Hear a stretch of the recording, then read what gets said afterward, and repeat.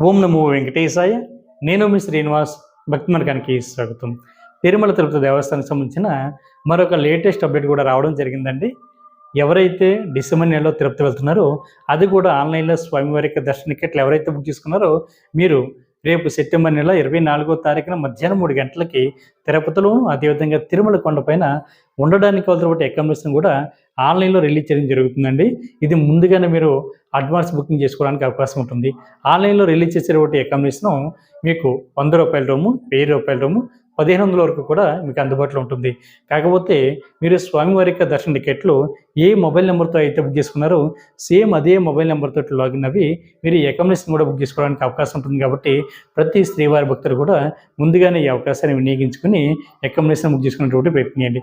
ఒకవేళ మీకు ఆన్లైన్లో అకామిడేషన్ దొరకకపోతే మీరు నేరుగా తిరుమల కొండపైకి వెళ్ళిన తర్వాత సిఆర్ఓ ఆఫీస్ దగ్గర ఆఫ్లైన్లో అకామిడేషన్ అయితే ఇవ్వడం జరుగుతుందండి. అక్కడ మీకు ఆధార్ కార్డు, మొబైల్ నెంబర్ తోటి సిఆర్ఓ ఆఫీస్ దగ్గర కింద గ్రౌండ్ ఫ్లోర్లో నుంచి రూమ్ కోసం రిజిస్ట్రేషన్ చేసుకోవాలి. అలా చేసుకున్న తర్వాత 3 గంటల నుండి 4 గంటల లోపే మీరు ఇచ్చినటువంటి మొబైల్ నెంబర్కి అయితే ఎస్ఎంఎస్ అనేది రావడం జరుగుతుంది.